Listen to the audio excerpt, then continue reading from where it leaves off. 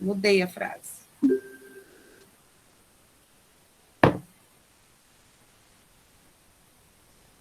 Bom dia oficial com a gravação, que eu bem fui lembrada.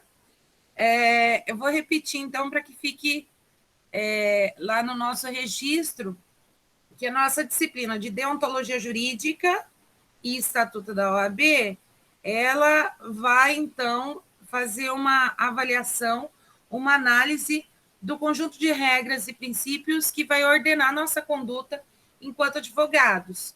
Até porque o termo deontologia vem da palavra grega deontos, que significa dever, associado com o sufixo logos, logia, que é estudo. Então, estudo dos nossos princípios e regras, das nossas condutas enquanto operantes da advocacia. Já o termo advogado, é super interessante, vem do latim advocatus. Advocatus. Ah lá, escrevi para vocês, é um termo em latim que significa o que foi chamado. O que foi chamado. Tá? O que foi chamado. Ou então, aquele que foi chamado, porque do aparecimento dessa função em Roma, no período republicano, era um terceiro que vinha intervir em questões a favor do interesse ou de uma pessoa. Então, era um terceiro que era chamado, e aí vem o termo que se consagrou como a nomenclatura dessa atividade tão nobre, que é a advocacia. Correto? A título de curiosidade, isso, né? Curiosidade e conhecimento também. Bom, sobre evolução histórica, se a gente associa que existe uma verve quase natural de que toda a sociedade surge simultaneamente ao conjunto de regras que vai pautar a conduta ali daqueles membros daquela sociedade, por mais remota que seja, isso nos leva a um raciocínio lógico de que pessoas intervindo, pleiteando em nome de terceiro também acompanha quase que simultaneamente o surgimento de qualquer sociedade, por mais antecedente, por mais remota que ela seja. Né? Então, essa função de intervir, ela existe desde há muito tempo atrás. Né? E aí os doutrinadores colocam pontos na Bíblia que vão demonstrar essa atividade de alguém intervindo na defesa de uma pessoa ou na defesa de interesse de uma pessoa, como, por exemplo, quando...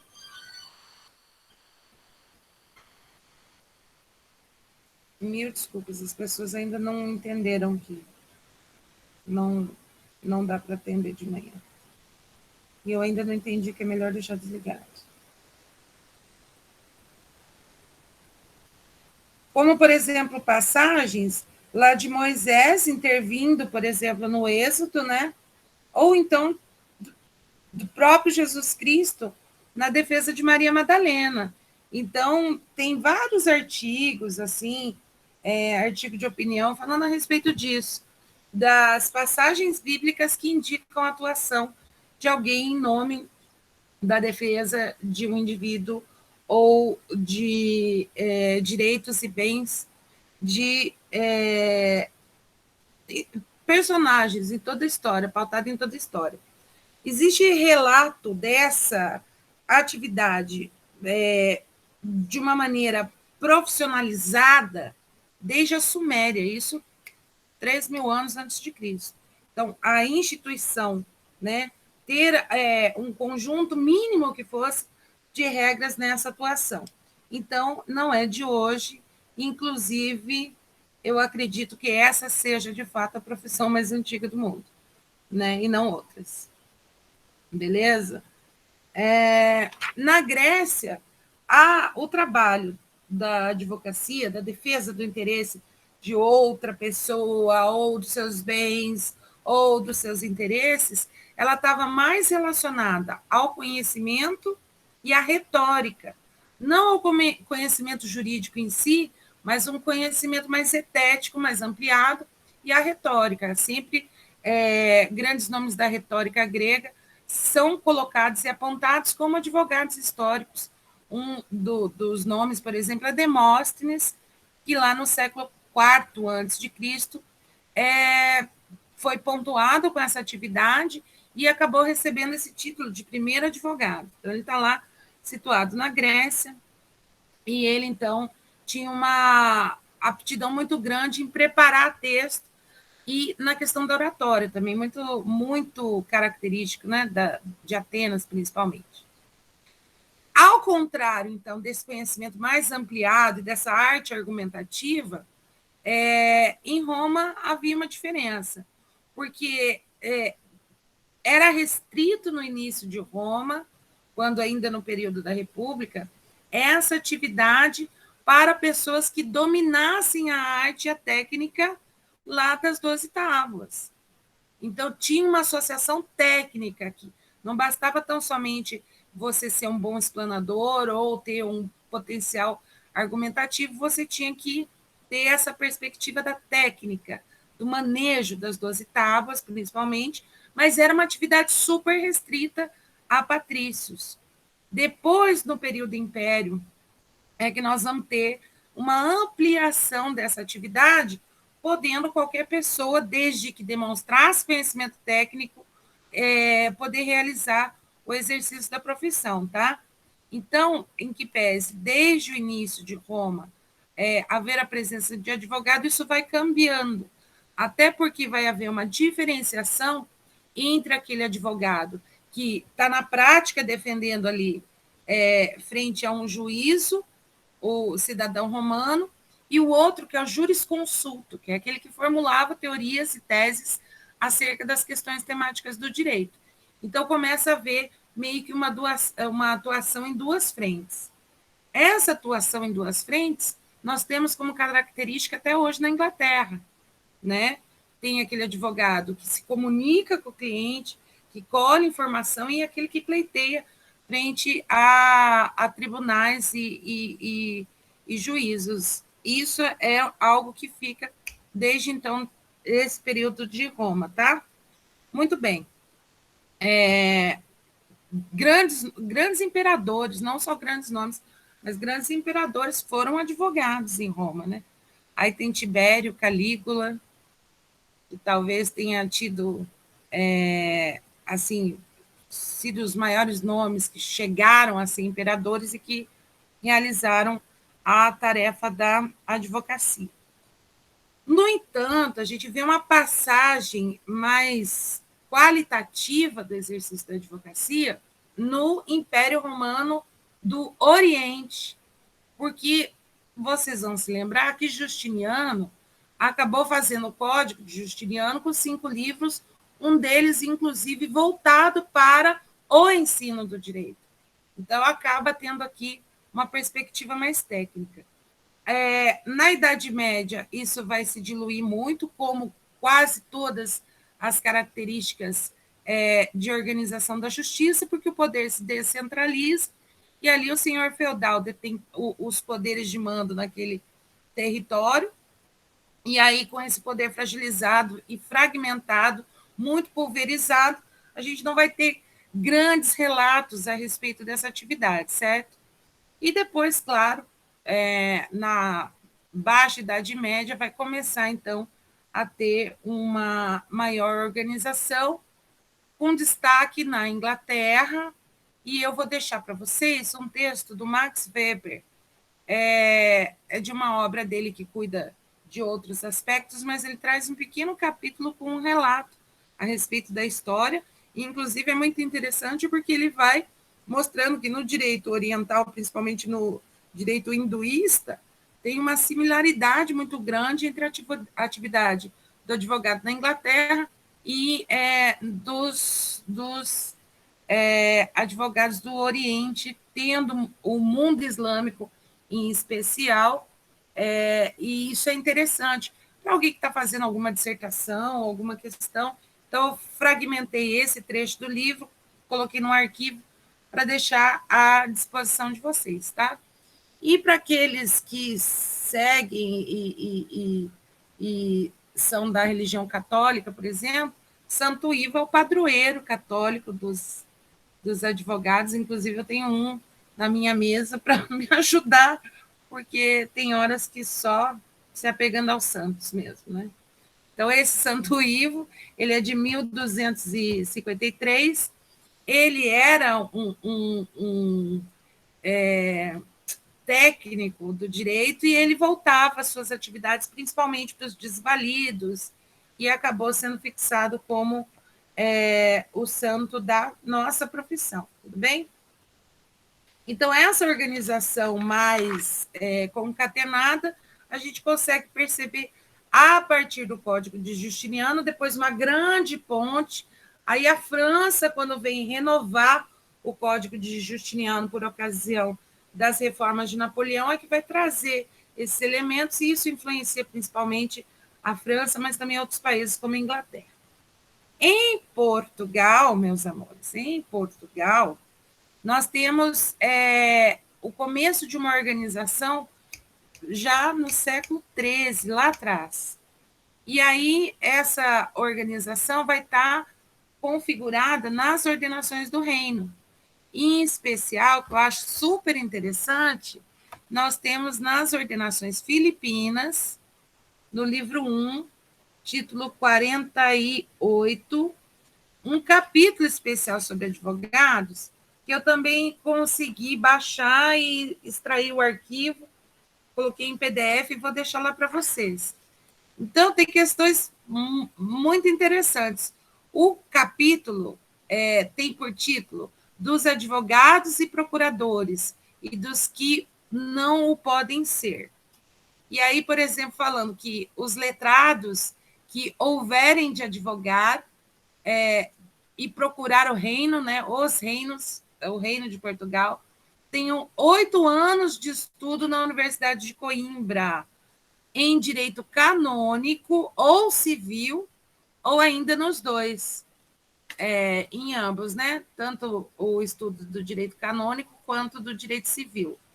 E o que procurar advogar sem ter o dito tempo, pagará pela primeira vez 50 cruzados, a metade para quem o acusar.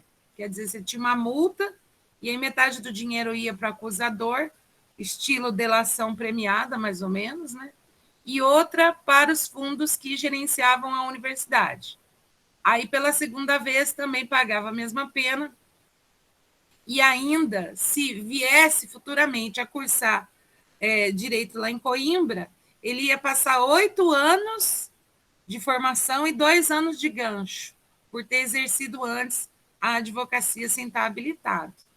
E aí são várias as disposições, inclusive havendo pena de degredo para o Brasil, caso houvesse a incorrência em algum dos dispositivos aqui que são vedados. Então, tem como se dava a regulamentação da profissão. Aqui já há exigência. É engraçado que está lá. Degredado sempre para o Brasil. Vou ler para vocês isso, tá? Se algum advogado ou procurador tiver recebido alguma parte em dinheiro ou outra coisa para advogar ou procurar seu feito e demanda, e depois que feito e aceitado, posto ainda não ter o dinheiro recebido, já tendo sabido os segredos da causa, depois procurar ou advogar ou aconselhar, público ou secreto, para a outra parte e receber alguma coisa da outra parte contra quem procurou, além de ser havido por falso, ainda vai ser mandado para o Brasil. Olha só. Tá? Então, vou deixar lá à disposição de vocês a título de curiosidade, que é bastante interessante também para a produção de artigo ou para a realização de pesquisa, tá, pessoal? Já está, inclusive, eu extraí do arquivo, porque o livro 1 das ordenações, assim como os outros livros, são bastante extensos. Aqui está o texto que eu falei, da publicação do Max Weber, também vai estar lá, que fala a respeito dos tipos de pensamento jurídico e os notáveis da justiça, E aí traz o ensinamento. Isso é interessante falar do Weber. Ele coloca duas perspectivas da formação do advogado.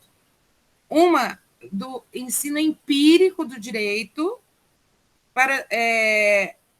por práticos principalmente, exclusivamente empírico ou predominantemente empírico. É aquele que por si só, principalmente realizando essa atividade, havia essa formação, esse ensino, né? Seria quase uma perspectiva de autodidata, e o ensinamento teórico, em escolas especiais e na forma de tratamento racional ou sistemático. Então, esses dois textos aqui dão conta da questão histórica. Então, pessoal, os principais pontos aqui no começo dessa regulamentação no direito português e refletir aqui no Brasil era, por exemplo, determinações como o tempo de formação, exame, as provas que eram colocadas para habilitação dessa atividade, principalmente nas instâncias, porque era diferente a forma de se pleitear a atividade, então, de advocacia nos foros das cidades, né? E também no que seriam casas de suplicação, que tem um papel de instância superior, também penas disciplinares, né? E outras pontuações ético-profissionais. Em que pese essa determinação, no Brasil nós vamos ter uma organização diferenciada. Por quê? Porque aqui nós não tínhamos faculdade de direito. No Brasil colônia, então, não há essa perspectiva, nem o cumprimento dessa ordenação, em que pese ela ser a nossa legislação, nós éramos colônia, né? Mas como não havia aqui escolas jurídicas, então funcionou mais ou menos da forma que dava, quase que de maneira arcaica. Inclusive, o próprio Paulo Lobo, na obra dele, que eu vou deixar o link para vocês, tem na nossa biblioteca virtual, coloca que aqui era desoladora a atividade de advogado, porque não tinha nem formação básica, né? Então, assim, vou trazer as palavras lá como referência o Paulo Lobo. Durante a colônia, o quadro geral do foro brasileiro era desolador. Uma magistratura ignorante e corrompida, de um lado, e de outro, a rabulícia analfabeta e trapaceira. Quer dizer, não havia estrutura judiciária aqui, pelo menos ele faz um ápode do Plínio Barreto, tá? E aí, o que acontece? Quem aqui detinha posses, enviava os filhos para estudar em Coimbra, então, eles, claro, iam para lá com o intuito de voltar, mas muitos não voltavam, e quando voltavam, não se dedicavam a essa atividade, porque a formação jurídica não era voltada para a advocacia na perspectiva do Brasil colônia. Eles vinham de lá para exercer a função de donos de engenho e fazendeiros, e isso era mais uma questão de implemento para as figuras políticas. Então, você voltava de Coimbra, claro, você podia voltar ocupando um espaço de intelectual, mas, na verdade, isso era mais um passaporte político, né? Era notável quem fosse a Coimbra e voltasse. Então, essa dificuldade que nós tínhamos da ausência de escola jurídica, lembrando que nos parece muito natural que no Brasil colônia não tivéssemos formação superior aqui no Brasil, mas existe desde as primeiras décadas da descoberta da América, universidades em várias outras nações aqui latino-americanas, né? Então, não era uma questão sine qua non ser colônia ou ter uma colonização recente, o fato da gente não ter curso superior, mas no Brasil nós temos esse atraso aí significativo. E aí o que vai acontecer, pessoal? Quando da nossa independência, e aí a gente já dá um imenso salto para 1822, nós vamos ter a seguinte configuração. Brasil Independente, e quem estava estudando em Coimbra passou a ter que voltar para o Brasil, tamanho o repúdio dos portugueses que estavam lá cursando Coimbra com os brasileiros, em decorrência do rompimento, em decorrência do Brasil ter se tornado independente. Então, esse debate a respeito de quase praticamente uma expulsão, não institucional, não uma via institucional, o curso de Direito em Coimbra expulsou os alunos, mas era uma instabilidade ali de convivência insustentável. Então, era algo não institucionalizado, mas que fez com que muitos alunos do Brasil voltassem para cá em decorrência da impossibilidade de continuar, em razão da animosidade que se instaurou decorrente, então, do Brasil ter se tornado independente. Com isso, passa a fazer parte dos debates na tribuna, aqui no Brasil, sobre a necessidade de criação de cursos jurídicos.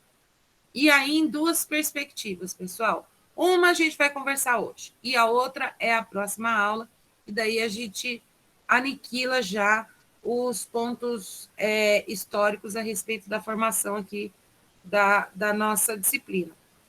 O que nós vamos ver na semana que vem é a respeito do bacharelismo, né? Da perspectiva crítica da formação dos bacharéis em direito no Brasil. Mas é um tom crítico de uma função que veio a cumprir do ponto de vista estratégico quando se lançou, então, os primeiros cursos jurídicos. Nós precisávamos, uma vez que nos tornamos independentes e criamos postos, né, políticos dentro da estrutura estatal, nós precisávamos de pessoas capacitadas para cumprir as funções desses postos que estavam vagos. Nós não tínhamos pessoas suficientes para ocupar a estrutura estatal. Então, os cursos jurídicos vêm também cumprir esse objetivo, de suprir essa lacuna. E foram se transformando em profissionais da burocracia, e aí tem toda uma crítica ao bacharelismo, que nós vamos trabalhar na próxima semana. É um tema muito importante para nós, porque ele faz reminiscências da crítica da atuação do advogado até hoje, da crítica na formação do que vem a ser a atividade, principalmente do bacharel, mas pontuando também como uma forma reflexa do advogado, qual é, então, o papel desse advogado e as críticas que perduram desde a instalação dos cursos jurídicos. Mas outra perspectiva também, além de ocupar esses espaços burocráticos, é abrigar esses alunos que estavam lá em Coimbra e foram, né, expurgados, e também ter essa perspectiva de formar pessoas, de ter pessoas ligadas, então, à arte da lei, à arte da justiça. Então, tem uma função que seria uma função mais teórica e outra uma função de cunho mais prático. E aí, pessoal, o primeiro curso jurídico, entre aspas, criado no Brasil, não é São Paulo e Olinda. Pelo menos não no papel. Porque antes dos cursos de São Paulo e Olinda, nós tivemos a autorização da criação de um curso jurídico na corte, no Rio de Janeiro. Isso no ano de 1825. Então, muito recém-independente do Brasil, houve esse decreto que criaria, então, o curso de Direito lá no Rio de Janeiro. Mas, pessoal, por mais que eu vasculhe e tente encontrar documentos a respeito desse curso, a única fonte direta que a gente tem é um decreto, mais nada. Não consegui achar como fonte direta textos da época ou justificativas para que isso não tenha ido para frente. Não consigo. Talvez na minha próxima ida ao Rio de Janeiro, eu vou tentar lá na Biblioteca Nacional encontrar textos que justificaram a não instalação, porque era muito curioso que nós tivéssemos um curso jurídico no país para atender principalmente a burocracia ali do Império, da corte, e não fosse no Rio de Janeiro. Então, eu queria, de fato, aprofundar na pesquisa a respeito desse projeto que não foi para frente. E aí, nos debates da Assembleia Constituinte Imperial, foi colocado um dispositivo criando os dois cursos jurídicos já apontados em São Paulo e Olinda. E qual é a grande curiosidade, né, da inclusão na Constituição Imperial desses dois locais? Olinda tinha um mosteiro que era muito elogiado do ponto de vista do ensino geral. Então, já era um local de destaque na formação de pessoas e já era um local que preparava alunos para enviar para Coimbra.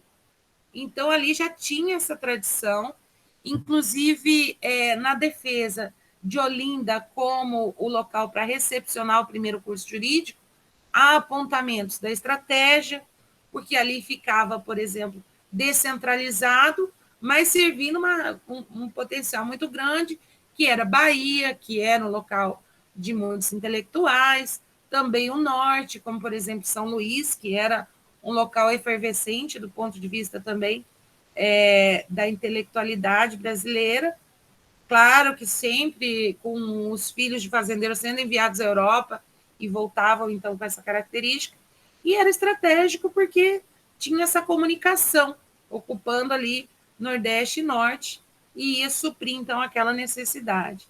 E a escolha em São Paulo foi muito traumática, porque havia essa disputa com o Rio de Janeiro, e acabaram, então, os discursos na Assembleia Constituinte Imperial defendendo São Paulo, em razão de ser perto do Porto de Santos, que era uma cidade relativamente urbanizada, que poderia receber alunos de fora, que não era uma cidade cara, que podia, então, abrigar esses alunos, e que também tinha o potencial de atender melhor pessoas do sul do país, não só do sudeste.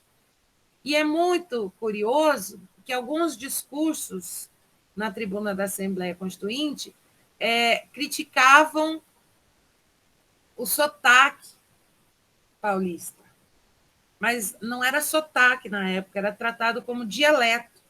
Eles usam essa palavra, o dialeto utilizado em São Paulo, e colocam isso como um fator negativo, porque se você vai para a academia, você não pode habituar-se a um dialeto chulo e não levar essa norma culta e a pronúncia do português adequado, que era considerado, claro, o português da corte.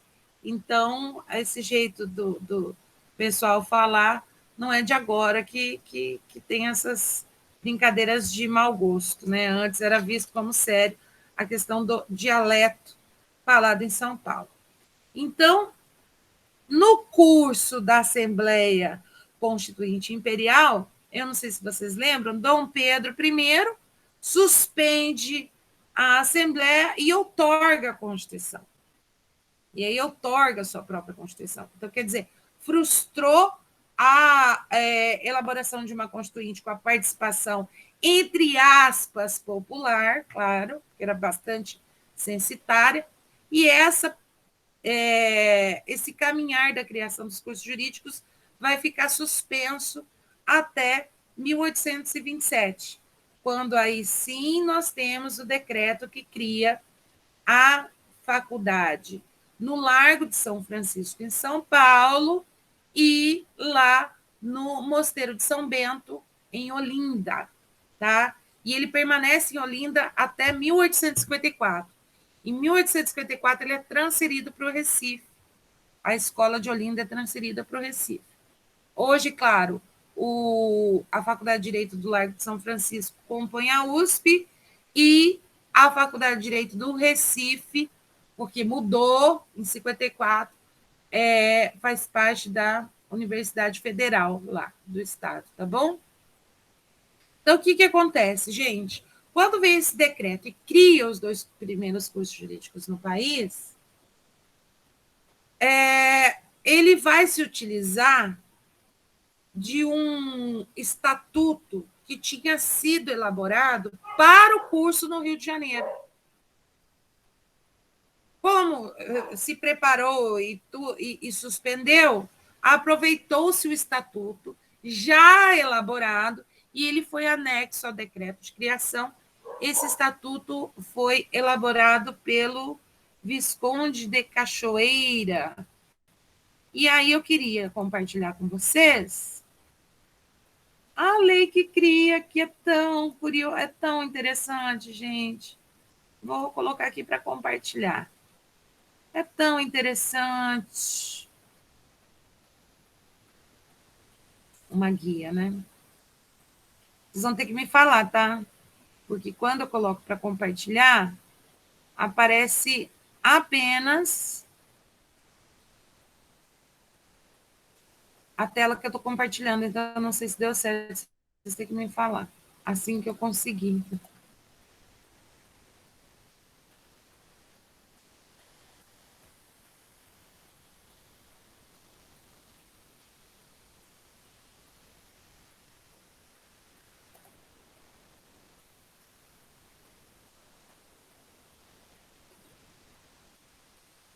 Tá aparecendo, amores?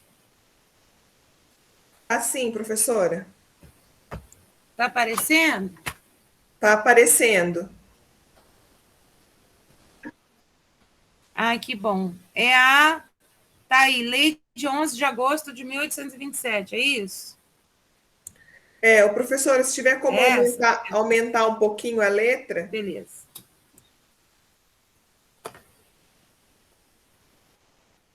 Hã? Agora foi, né? Dá para ver, mas está pequeno. Se tiver como aumentar um pouquinho. Tá, vou tentar aqui. Vamos ver o que eu faço. Ó, eu aumentei, mas aí eu vou ter que ficar movendo aqui para vocês conseguirem ver, tá? Tá. Obrigada. Ai, mas cadê o cursor aqui embaixo para eu fazer isso? Bom, eu coloco menor aqui para eu conseguir manusear e eu vou lendo para vocês, tá? Tá bom. Aqui, pessoal, vai estar o link lá no ambiente virtual, que agora já arrumaram, minha página está disponível, minha sala está disponível, mas aqui nós temos lei de 11 de agosto de 1827, cria, que é CREA, eu vou ler no português nosso, tá? Cria 2 cursos de ciências jurídicas e sociais, um na cidade de São Paulo e outro na de Olinda. Aí, Dom Pedro I, por graça de Deus e unânime aclamação dos povos, imperador constitucional e defensor perpétuo do Brasil, fazemos saber a todos os nossos súditos que a Assembleia Geral decretou e nós queremos a lei seguinte. Artigo 1º. Criar-se-ão 2 cursos de ciências jurídicas e sociais, um na cidade de São Paulo e outro na de Olinda. E neles, no espaço de 5 anos e em 9 cadeiras, se ensinarão as matérias seguintes. Ai, gente, isso que eu acho maravilhoso. Olha aqui. Primeiro ano, primeira cadeira, Direito Natural, Público, Análise de Constituição do Império, Direito das Gentes e Diplomacia. Olha que curioso. Direito natural, público, análise da Constituição do Império, direito das gentes e diplomacia. Direito das gentes aqui,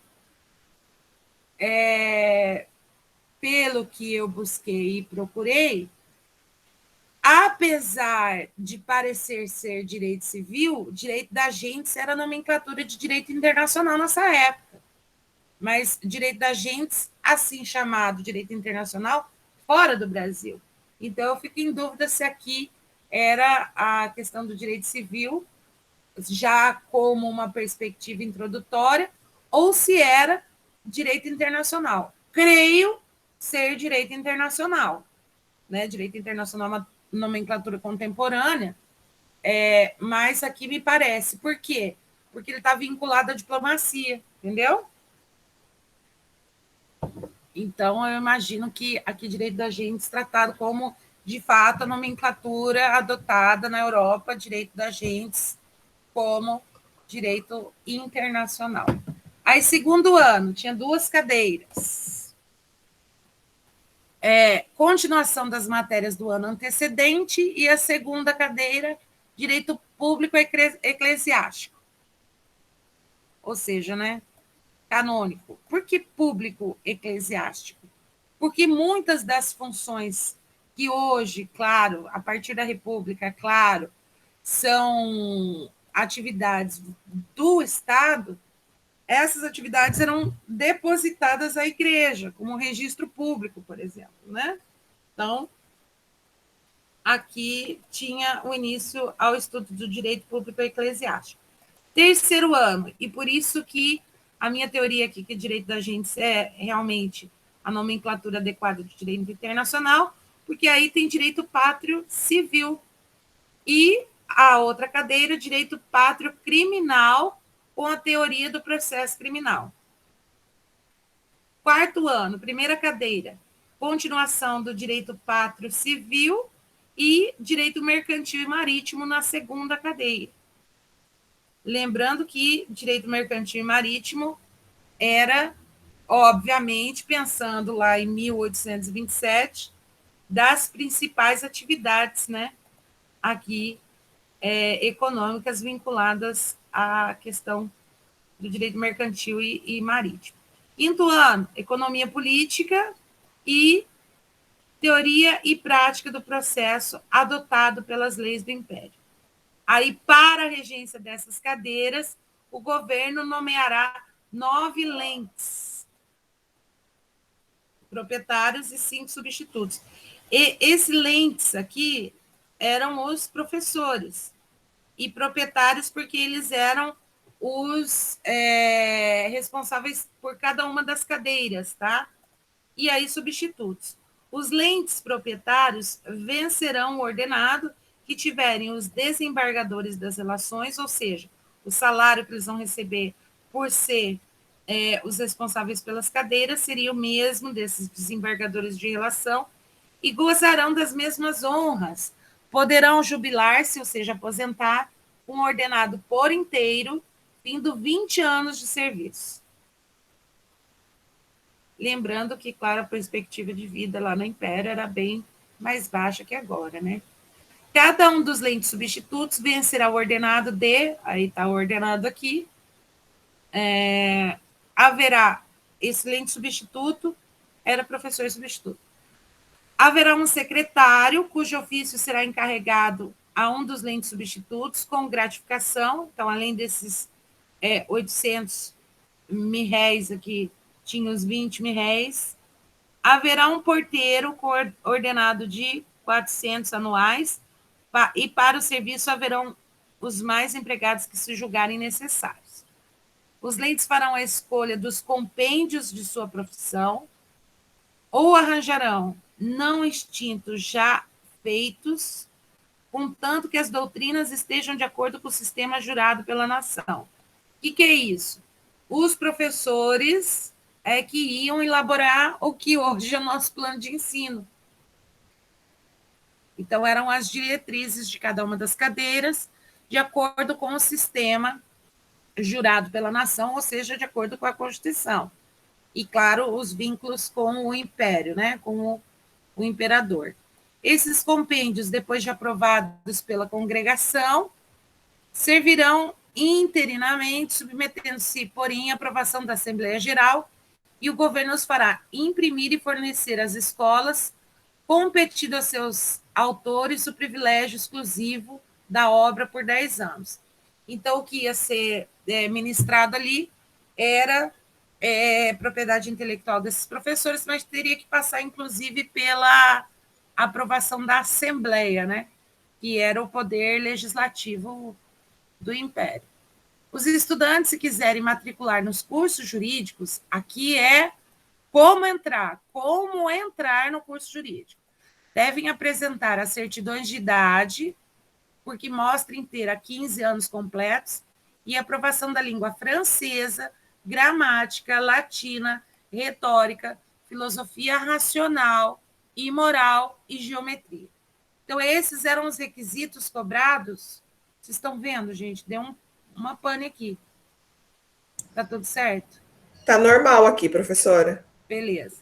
Então, eu vou parar de ficar grifando, porque deu uma breve pane aqui. Voltou.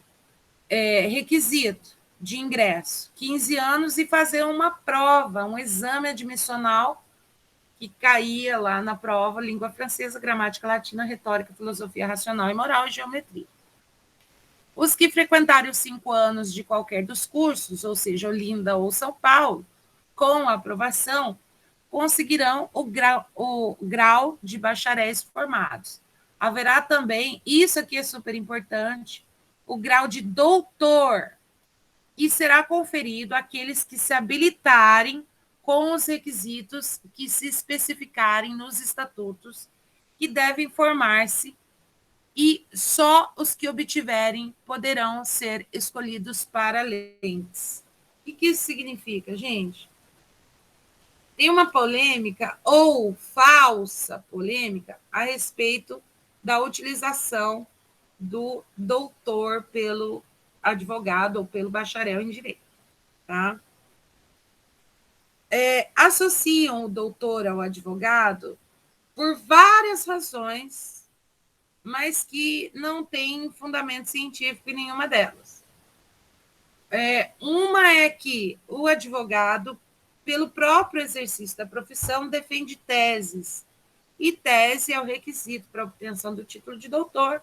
Assim, por equiparação e pelo ofício lá, seria concedido esse direito de usar o doutor.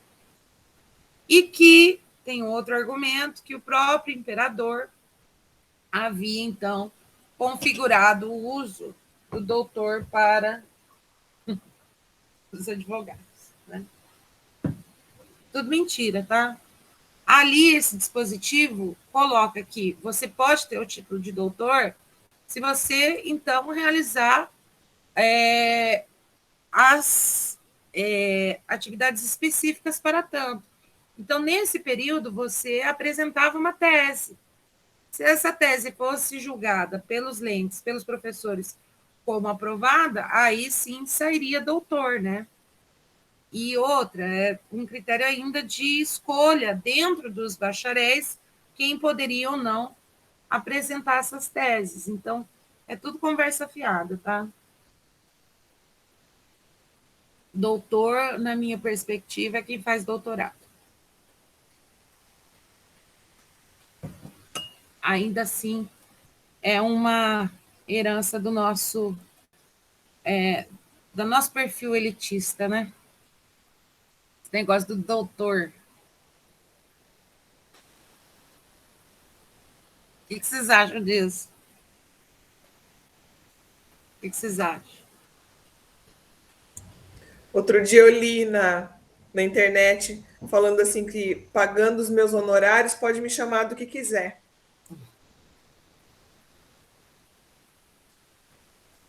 Né? Bom, é bem polêmico esse tema, né? Tem gente que faz questão, mas eu acho mais que é uma questão de status do que de outra coisa.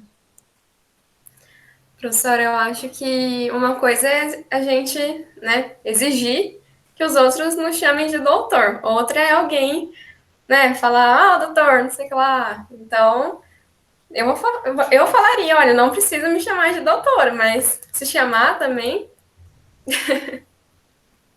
É um pouco constrangedor, que a gente percebe que é uma questão muito formal de hierarquia, entre aspas, de casta, sabe? Vocês vão sentir isso. Às vezes é muito triste, você atende uma pessoa muito humilde E a condição que ela te coloca como, ai, doutora, é uma coisa. Você percebe ali, numa palavra, todo um contexto, sabe? Então, assim, incomoda muito. Entre nós, advogados, tem isso, né? De, ó, doutora, tá, mas eu não vejo tão maléfico assim como quando um jurisdicionado nos chama de doutor. Porque você vê ali, principalmente de quem vem, que tem todo um contexto, sabe, de hierarquização social. É muito ruim, muito ruim. Mas é curioso porque eu, na minha vida, quando eu vou no médico, ou, por exemplo, agora estou passando por uma barrona com a minha mãe, sabe? Inclusive, eu vou terminar a aula e vou vazar para Londrina com ela.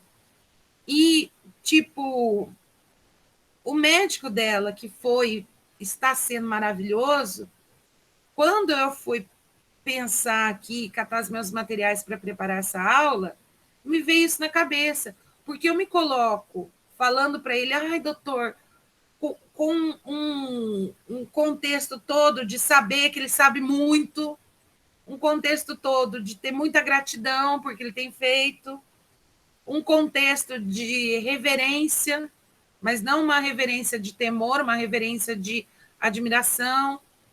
Então, assim, tem um debate mais profundo do que falar quem quer usar doutor é porque não sei o quê. Mas esse contexto é um contexto, uma percepção não científica, uma percepção minha. Né? Nas leituras científicas, esse doutor coloca, claro, uma distância que não é uma distância própria da técnica para você atender alguém, mas é uma distância de categorias sociais, e aí está completamente errado. Por outro lado, também eu vejo um pouco de crítica, porque a academia parece, às vezes, defender o uso de doutor só por quem faz doutorado, se julgando não elitizada, como se a gente não soubesse os parâmetros, por exemplo, de aprovação num doutorado. Em muitos doutorados do país, principalmente aqueles mais concorridos, entra filho de peixe.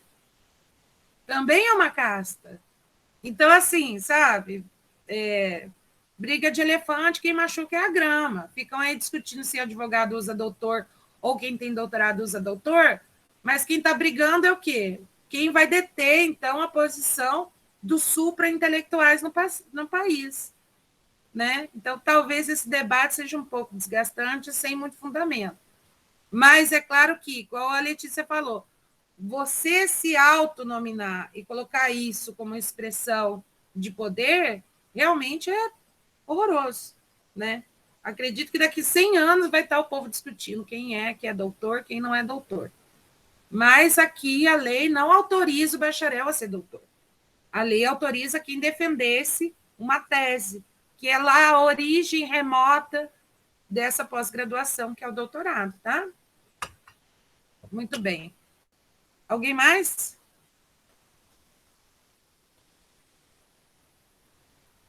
Não. Muito bem. Vou voltar, então, para terminar aqui. Os estatutos do Visconde da Cachoeira, que é o que eu falei, o estatuto que havia sido elaborado para o curso jurídico do Rio de Janeiro, que seria o primeiro, e que, por alguma razão, que eu já expliquei, que eu não achei fonte direta para avaliar por que não foi instaurado, mas os estatutos que ele havia elaborado, então, ficarão regulando por hora naquilo que forem aplicados e não se opuserem à presente lei. A congregação dos lentes formará, quanto antes, uns estatutos completos que serão submetidos à deliberação da Assembleia Geral. O governo criará na cidade de São Paulo e Olinda as cadeiras necessárias para os estudos preparatórios. Então, aquele exame admissional, que seria um vestibular, na própria faculdade de São Paulo e na própria faculdade de Olinda haveria esse cursinho. Então, você vai, faz o cursinho, se prepara para fazer a prova. Em São Paulo foi o Líbero Badaró, que era o professor desse cursinho. E ele foi assassinado em São Paulo, foi uma comoção. Anos depois dele ser, então, o responsável por esse cursinho preparatório, foi super uma comoção. Ele era italiano, mas tinha cidadania brasileira, já havia muito tempo que morava no Brasil, e ele era um grande professor, ele preparava muito bem para o ingresso na Faculdade de Direito do Largo, e as ideias liberais, que ele também era jornalista, que fizeram com que imigrantes alemães o assassinassem. Ele foi vítima de uma emboscada e foi muita comoção. Mas o Badaró é quem era o responsável por inicialmente por essa formação aí. O governo criará na cidade de São Paulo, já falei isso, mandamos, portanto, a todas as autoridades a quem o conhecimento e execução da referida lei pertencer, que a cumpram e façam cumprir e guardar tão inteiramente como nelas contém. Aqui é a lei, então, que institui os 2 cursos jurídicos. E aqui, gente, anexo, tá lá, vocês vão ter o link, não preocupe. Mas também é fácil de achar que está no site do Planalto. O estatuto. Olha lá. Olha o estatuto. Então, vai falar como vai funcionar. Aqui, ó. Dos estudos preparatórios, dos exames preparatórios, do plano de estudo, do tempo que tem que ter cada uma das cadeiras, dos estudos do 2º ano, estudos do 3º ano. Muito legal. Estudos do 4º. E assim vai. Aí, matrícula, exercício prático das aulas, habilitações para o exame, e aí vai, olha lá, o grau de doutor, congregação, prêmios, recebia prêmio em dinheiro os melhores alunos, olha que beleza. Férias, as férias eram de fevereiro a março, acompanhava quase que um período diferente, né? Claro. Diretor da hierarquia, dos secretários e empregados. Então, aqui está a resolução que foi aplicada, então, inicialmente aos cursos jurídicos. E aí, a gente pensa o seguinte, meu Deus, nossa, imagina, né, nesses cursos devia, a essa época, ter um pleno rigor, ser muito rigoroso, né, a conduta dos, entre aspas, moços, né, que faziam parte ali, que estavam matriculados. Vocês não imaginam que era uma coisa assim, super corte, assim, bons modos, etc. Vocês não imaginam que era uma coisa fabulosa, assim, de disciplina, de regramento, de dedicação, de intelectualidade? Não parece que era uma escola modelo? O que vocês acham?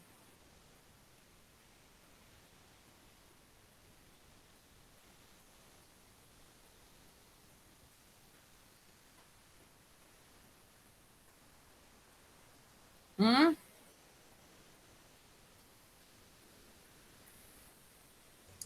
Sim, a impressão que dá é que era cheio de pompa mesmo, né? Todo mundo muito bem vestido, carregando livros, andando nos corredores, falando bem, tinha que saber um outro idioma também, né?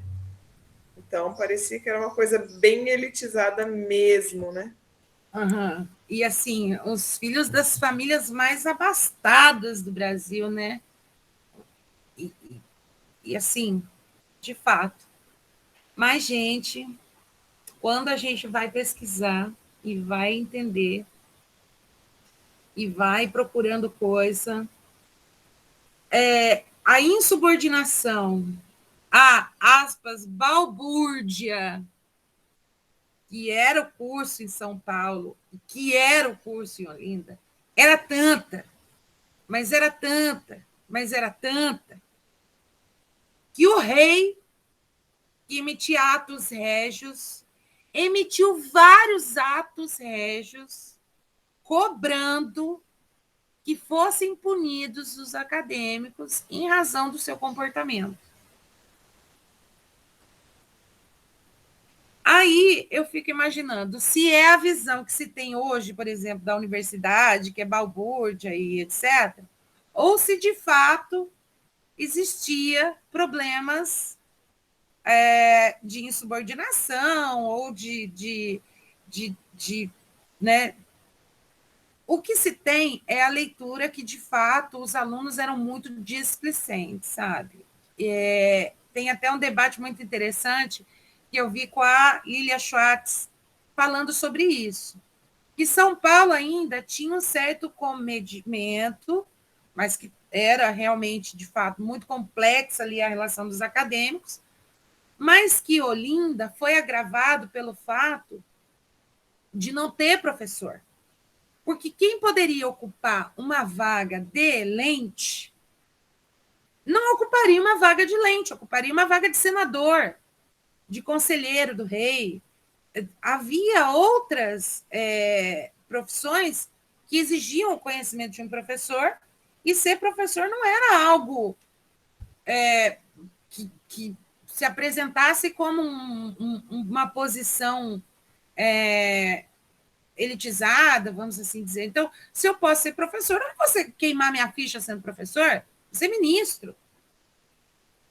Então, não havia professores. E aí, em Olinda, os cursos, que não aparecia professor para dar aula, os caras bebiam demais.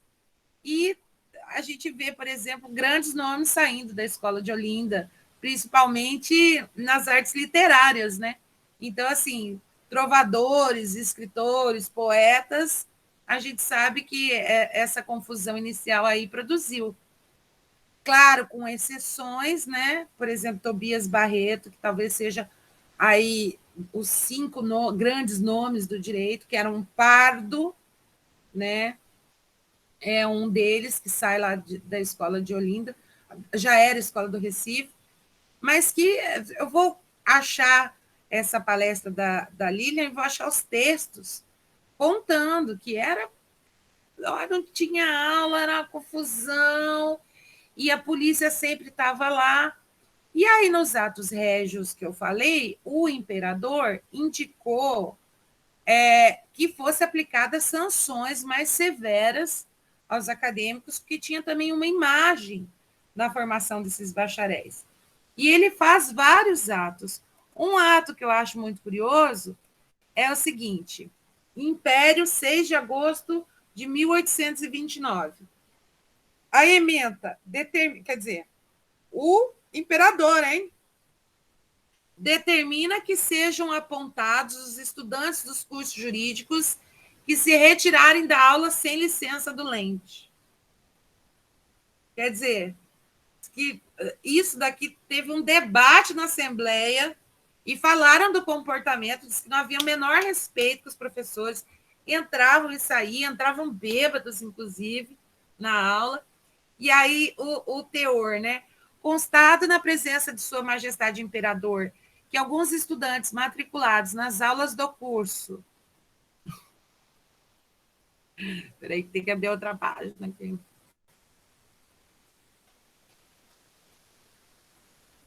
Jurídico de São Paulo saem para fora delas para se subtraírem à obrigação de dar lição e de assistir às explicações dos respectivos lentes. Ordena o mesmo senhor que os ditos estudantes sejam apontados a qualquer hora que saírem sem licença dos seus lentes, para que se lhes contarem as sabidas como falta. O que participe de Vossa Senhoria, para que assim o execute. Palácio do Rio de Janeiro, 6 de agosto de 1829. Aí, gente, tem um aqui. Vamos ver se eu acho. Se eu não achar, eu deixo lá para vocês. Eu deixo lá para curiosidade, vou procurar mais. Tem um que fala o seguinte, que fala que tem que ser tomada providências urgentes e agravar as punições aos indisciplinados, principalmente o aluno José Inácio Nogueira Pinedo. Fala o nome do acadêmico. Imagina, gente, registrado para a história como um insubordinado, né? E depois eu fui pesquisar, e aí ele era de uma família super abastada de Minas Gerais, uma família que detinha, na época, o equivalente a 300 milhões de reais. Eu jamais sabia que existia esse tipo de fortuna nessa época. Claro que aí era a fortuna da família e tinha muitos filhos, né? Era muita gente. Mas ele foi deputado, depois, inclusive, pela província de Minas Gerais. Tem um monte de testamento da família. Entrou para a história. Pensou? Ele, né, pode falar, ai, o rei falou de mim.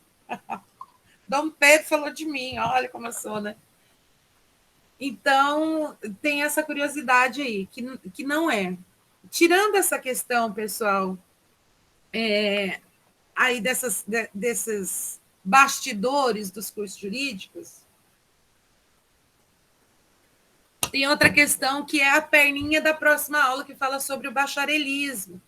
Que é assim, o que nós queremos? Um ensino técnico que nos dê título ou uma formação, né, para cumprir com o papel da realização da justiça. Então, está lá. Mas eu vou botar um pezinho nesse tema do bacharelismo para dizer que, além dessa questão da crítica e a postura, os cursos foram criados com o objetivo de, então, suprir algumas lacunas ali na burocracia estatal, burocracia real. Mas ele estava vinculado a alguns valores inicialmente, principalmente por aqueles acadêmicos, né, que entraram e que tinham um ideário de realização de justiça. Parece que se dá início nessa perspectiva. Mas o que vai acontecendo?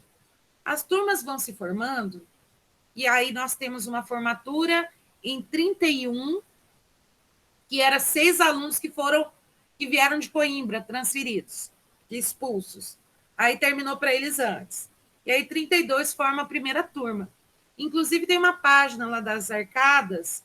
Arcadas, olha, gente, o pátio do Largo de São Francisco tem arcos. E aí, todo documento que sai de lá, colocam arcadas, porque estão ali nas arcadas, tanto de 2000 e tanto. Isso já existia desde lá, né? Desde lá de trás. Essa tradição das arcadas em São Paulo começa a formar, então, pessoas, e essas pessoas vão ser acomodadas em funções imperiais. Ou essas pessoas vão ser acomodadas em interesses da elite brasileira. Então, se durante o período da formação existia ali uma questão voltada aos grandes problemas do Brasil em surgimento, logo, rapidamente, isso acaba desvirtuando para quê? Para um grupo de intelectuais que vai defender aqueles interesses mais exploratórios, como a escravidão, né? Como uma perspectiva censitária de participação nas questões públicas. Então, à medida que vão formando turmas, isso vai ficando mais arraigado.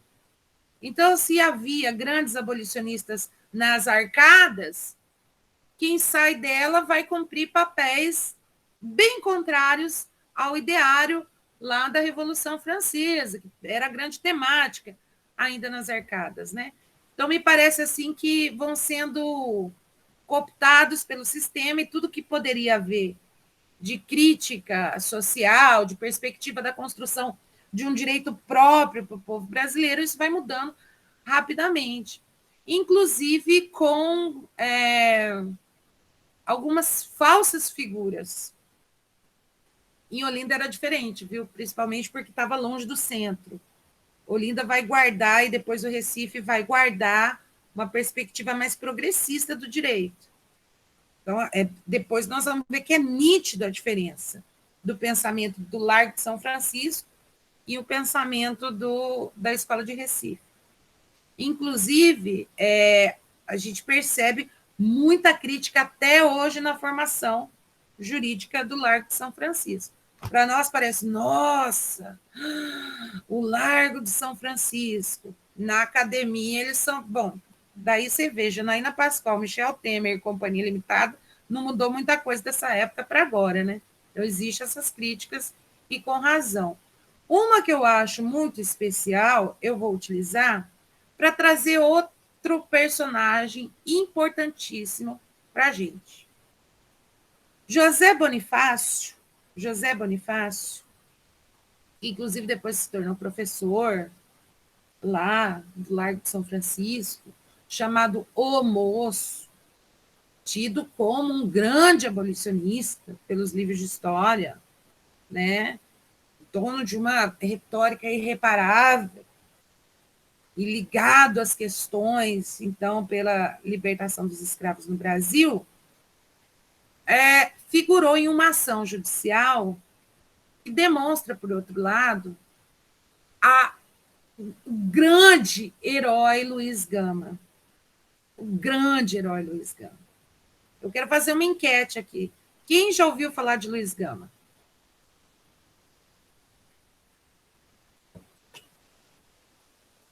A gente não ouve falar e a gente não conhece de maneira proposital. Luiz Gama, gente, é um menino negro que nasceu na Bahia, em Salvador, filho de uma negra malê, que inclusive é capturada e enviada para a África como degredo, e deixa esse menino com um pai que era um português. Ela foi capturada porque o momento histórico ali, principalmente pela revolta dos malês, causou muita deportação. Mandaram muito escravo liberto, porque ela era liberta, ou seja, esse menino era liberto, a mãe dele foi enviada para a África, ele ficou com o pai vendeu esse menino livre para traficante de escravo, porque devia uma dívida de jogo. E aí, esse menino é levado para São Paulo, primeiro para o Rio de Janeiro. Só que ninguém quer comprar, porque na época, escravo vindo de Salvador, estava embaixo, ninguém queria. Tinha uma mística dos malês, né? Que eles eram perigosos, revoltosos, e que não era bom comprar escravo, não. Ele vai sobrando. E aí, numa leva lá, fizeram um pacote, porque vendia esse escravo como pacote, botaram ele como refúgio. Ele foi parar em São Paulo. E aí, o que acontece? Ele está vivendo numa fazenda como escravo, mesmo sendo livre, ele tornou-se escravo e vai vivendo na fazenda e começa uma amizade com um hóspede dessa fazenda, que era um acadêmico, se eu não estou enganada, da 20ª turma do Largo de São Francisco. Então, lá por 47, 48, mais ou menos, esse menino que vem fazer faculdade de Direito no Largo de São Francisco, vem do interior de São Paulo e fica hospedado na fazenda que Luiz Gama era escravo. E eles começam a ficar amigos, e o Luiz Gama, então, aprende a ler com esse acadêmico de Direito e começa a frequentar a faculdade, não como aluno, mas começa a ir, e começa a ter contato, e acaba, a partir dessa amizade, demonstrando uma altíssima habilidade para o raciocínio jurídico, para, né, intelectualidade jurídica. E, assim, imagina alguém aprende a ler e já vira um nome notável do direito. E aí, gente, ele vai aprendendo, e o que ele faz? Ele consegue provar que ele era liberto, ele consegue documentos em Salvador, com a ajuda desse estudante de direito, que demonstram que ele era livre. Então, ele não podia ter sido submetido à escravidão novamente, e aí ele fica livre e vai tocar a vida. Ele acaba virando escrivão de polícia, porque primeiro ele virou copista, né? Não tinha xerox, tinha a profissão de copista. Então, ele vai aperfeiçoando, ele vira copista, inclusive, dos estudantes de direito, e ele vai aprofundando, estuda na biblioteca, trabalha na biblioteca do Largo de São Francisco, E aí, gente, nessa época não existia OAB. E tampouco havia a exigência de ter cursado direito para ser, entre aspas, advogado. Tinha o Rábula, que não detinha conhecimento jurídico, mas detinha retórica ou ligação com a pessoa que ia defender, então acabava funcionando como advogado. Tinha os leguleiros, que também era uma forma de Rábula, mas tinha também uma categoria, entre aspas, de advogado, que a pessoa pedia permissão da justiça para atuar como advogado. E não tinha diferença, a gente não pode pensar com a cabeça de hoje. Era advogado. Era advogado. E Luiz Gama foi delegado de polícia, depois deixou de ser delegado de polícia, era jornalista, era escritor, escrevia para vários jornais em São Paulo e no Rio, textos pesadíssimos, muito críticos, e ele começa a atuar como advogado. Muito bem. Aí, gente, a primeira grande causa dele foi a seguinte: um senhor de terras, um fazendeiro, deixou no testamento que quando ele morresse, era para libertar os escravos que ele tinha. Eram 217 escravos. E aí o cara morre, vem os herdeiros, repartem tudo, e repartem os escravos e não cumpriram o que estava no testamento.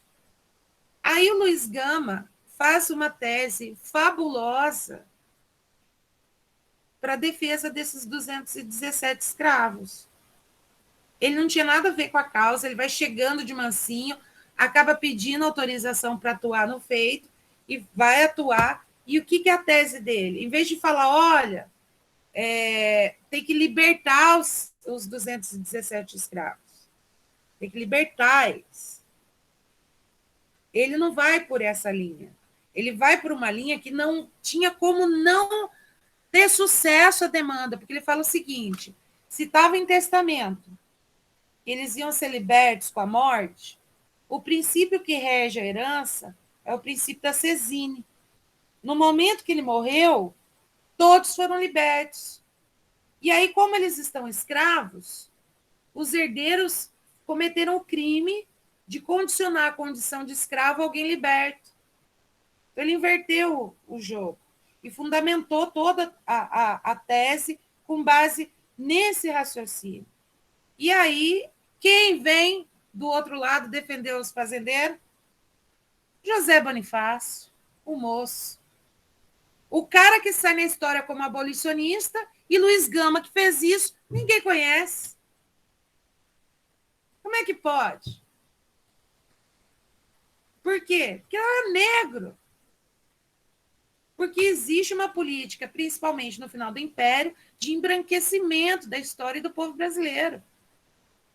A história do Brasil foi criada na perspectiva de uma realeza que contrata a missão francesa para vir para o Brasil, para escrever uma teoria de Brasil falsa, mitológica, para pintar um Brasil inexistente, porque traz Debré para retratar o que era o Brasil, porque encomenda o quadro da primeira missa.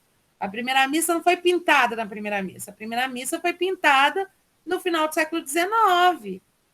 A Batalha de Avaí, vários quadros que demonstram que era o Brasil, é toda uma criação, principalmente realizada por Dom Pedro II, que tinha uma necessidade de ter uma história. Todas as cortes europeias tinham história, tinham que contar. Nós vamos contar o quê? Extermínio de índio? Massacre do povo negro trazido da África? Então, se cria essa perspectiva. E, junto com essa teoria, a teoria eugênica do darwinismo social, do embranquecimento do povo, que foi uma teoria defendida pelo diretor do Museu Nacional no Congresso das Raças em Londres, em 1911. Uma tese do embranquecimento. Até vou falar um pouquinho sobre isso na próxima aula para vocês. Mas quem vai para a história não é o Luiz Gama, quem vai para a história é o José Bonifácio. E ainda ele começa o debate oral no tribunal falando o quê? Não que eu conteste a liberdade, porque ele se intitulava liberal. Não que eu conteste a liberdade, mas... E defende, então, o Luiz Gama não pôde, na segunda instância, defender, mas ele funciona quase como um assistente ali de quem defendeu a tese, mas foi vitoriosa.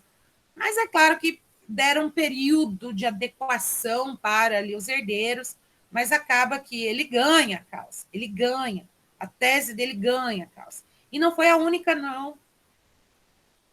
Foi mais de 500 escravos que ele conseguiu libertar, porque ele dominava o direito mais do que qualquer estudante das arcadas. Muito mais.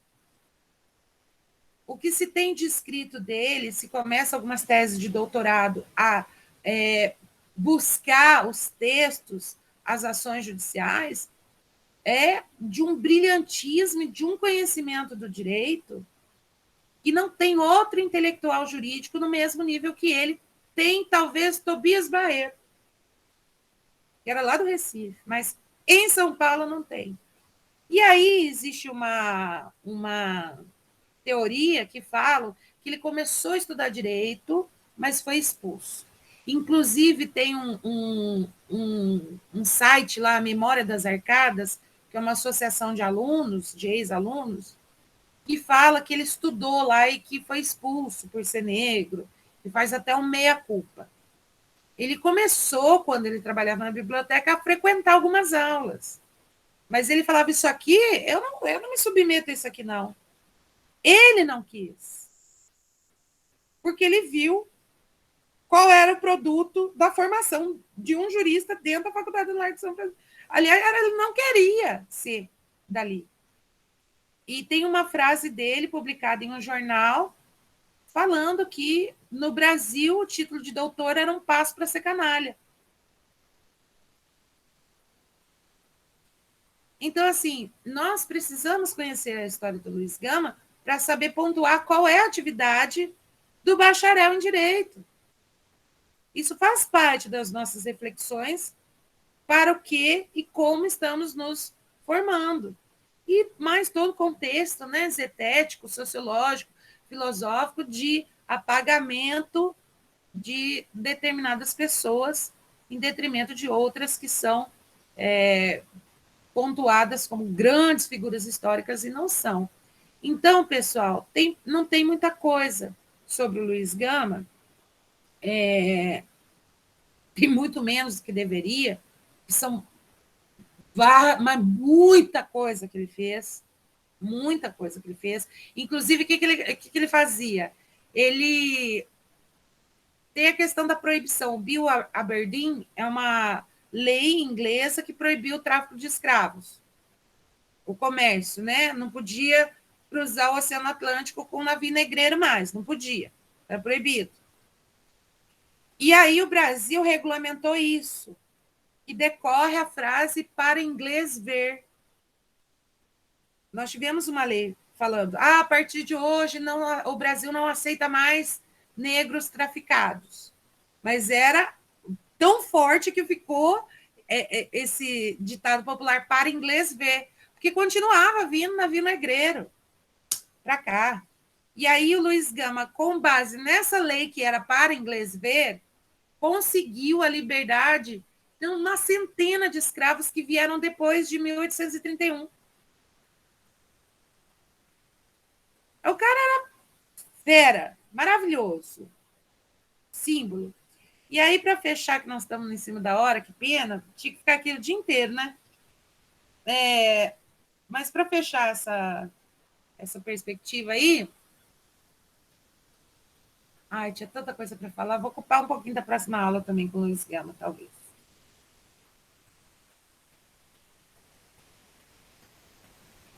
É massa, né? Fala para mim.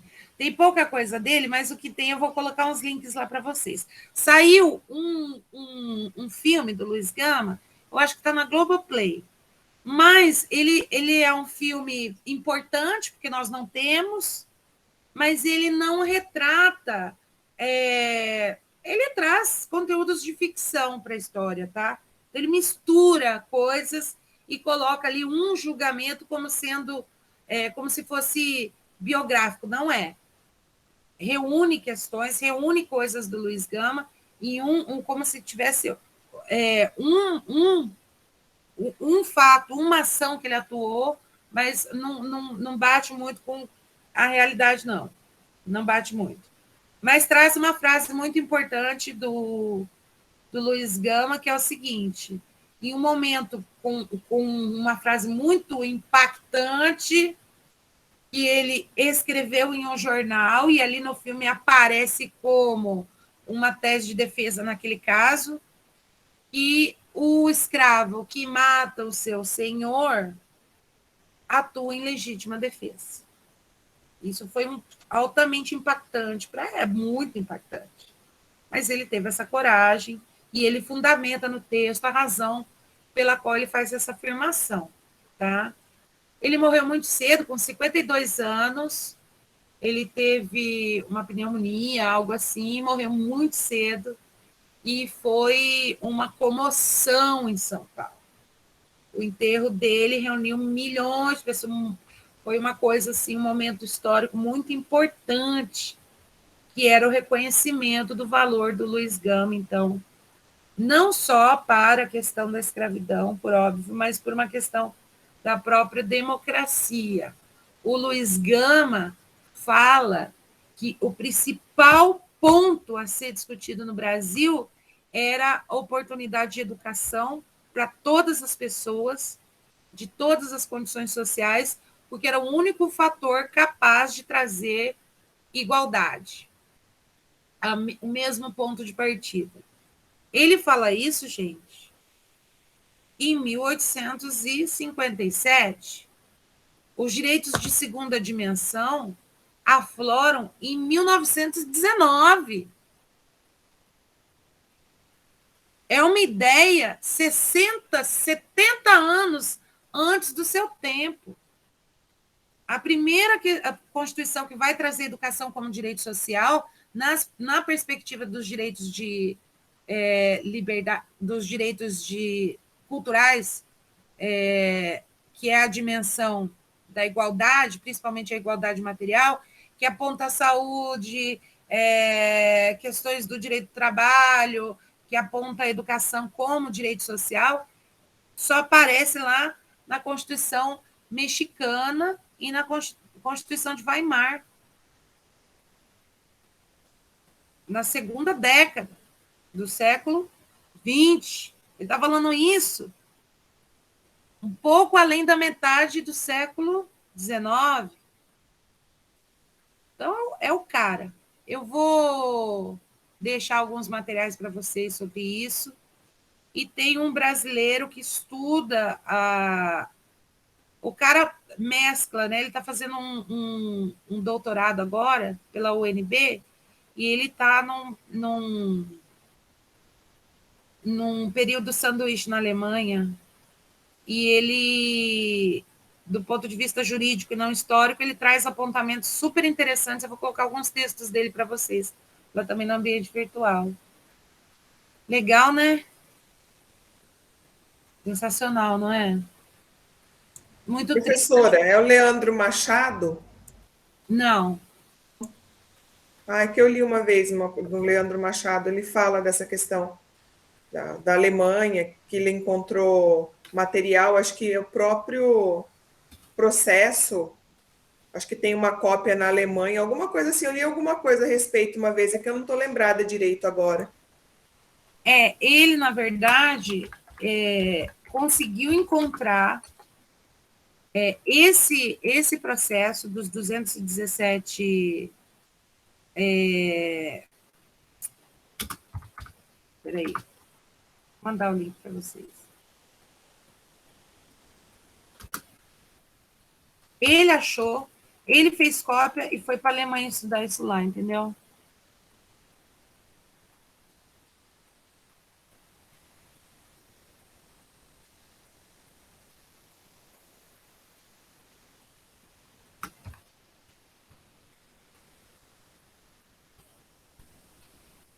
É muito pouco a aula, eu achei.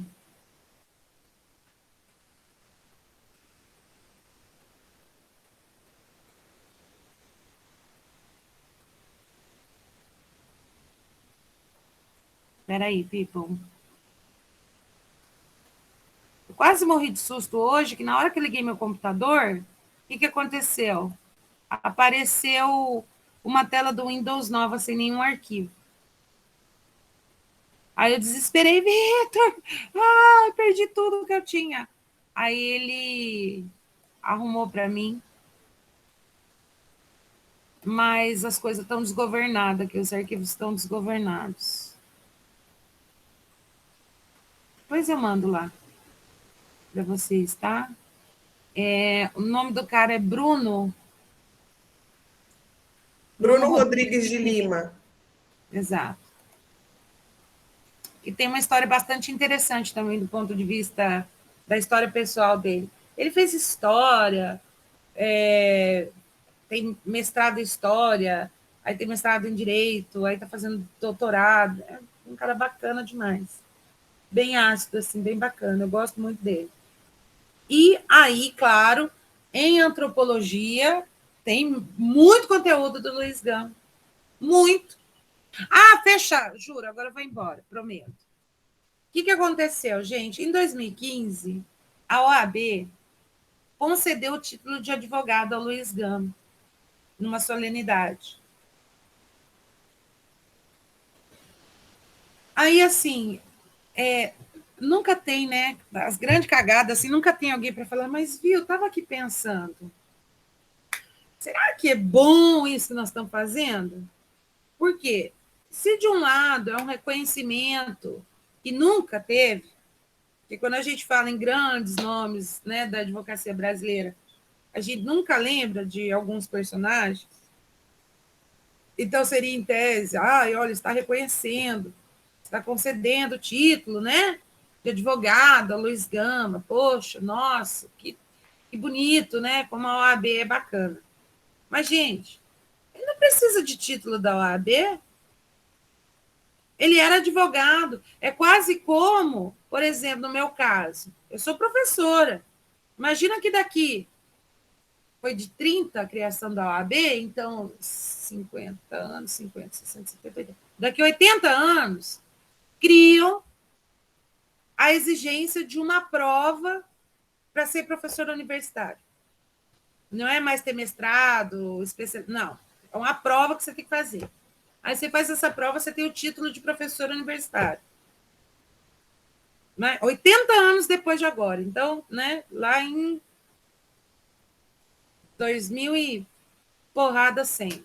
Muito bem. Criaram isso. Aí passa 30, 40, 50, 70 anos e concedem o título de professor a mim. Quem é? Quem é essa instituição para dizer se eu era professor ou não? Para me conceder o título. Luiz Gama era advogado, porque naquele tempo ele preenchia o requisito para ser advogado.